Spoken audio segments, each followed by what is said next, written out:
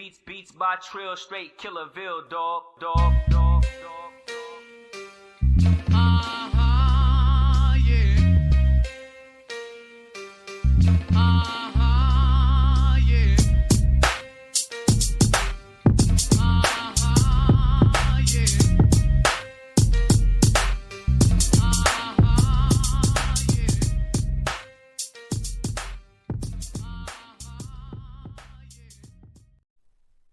What's good? I'm back. Yours truly, one and only Paul Pickett, host of the Paul Pickett Podcast, aka Triple P, aka the Common Sense Podcast, your source for music, sports, politics, world events, and much, much more. This is going to be my first piece of content reaction for the New Year, so Happy New Year's to everybody. I got a new background and also got a new audio mixer we're testing out, and we're also running this on OBS Studios opposed to StreamYard. Don't forget the Paul Pickett Podcast available.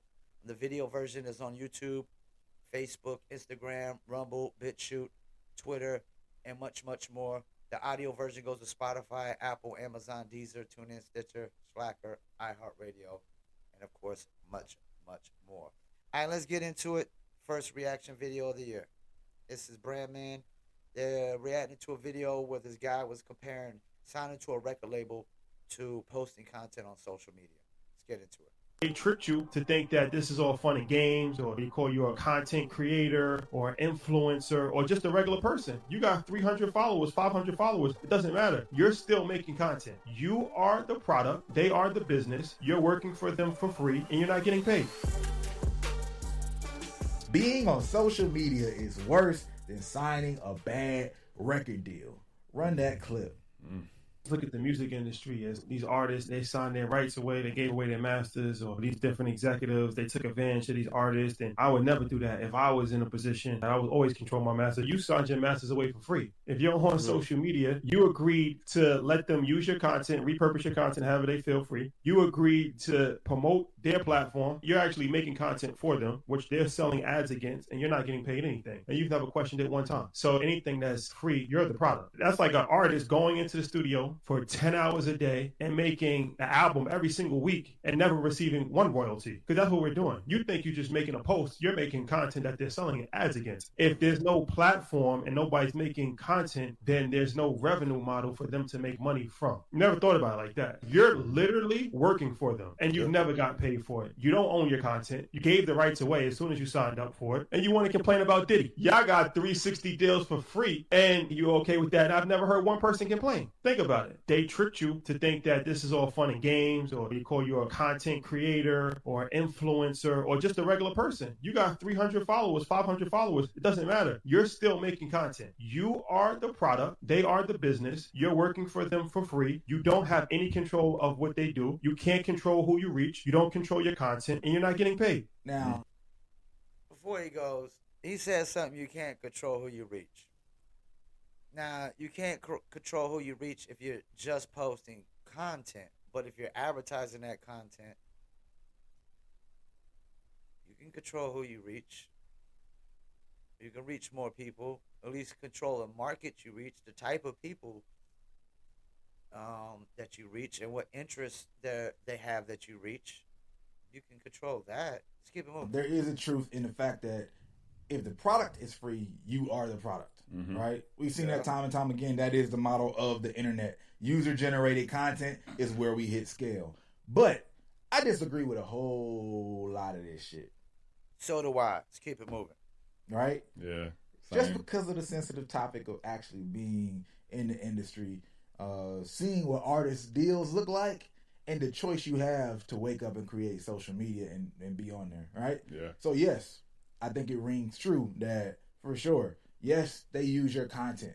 Yes, they have rights to continue to use your content. You're helping build their platform 100%, right? But one, they're building it on the aggregate of everybody popping out and being active on the platform. They're not building it on the individual head of the artist, and I go on a tour and now I just individually sold these tickets and then you're taking my shit, right? Yeah, record labels are built by a smaller number of people, which are artists, and social media is built by everybody on the platform. That's the thing. Social media has given everybody a voice or thinking that they have a voice. Let's keep it moving. Yeah. Like that's one thing. But let's like look at what real deals really look like when we talk about artists. One, you're in the deal and it's contractually obligated for you to be able to, like, for you not to be able to leave that deal until you have a certain amount of metrics you hit, right? And you're not on a contract to where you can't leave social media once you create an account. So let's keep it moving. Yeah. You also are getting a loan. There's no loan occurring on social media. Yeah, social media sure as hell ain't giving you a loan so you could boost your social media. Let's keep it moving. Right? Yeah. That you then have to pay back to get your music to be owned by you again. Or shit, you might have given away your ownership on top of the fact that you took a loan against it. Right? On social media, dog, yes, they might be able to use your content, but you still own the content.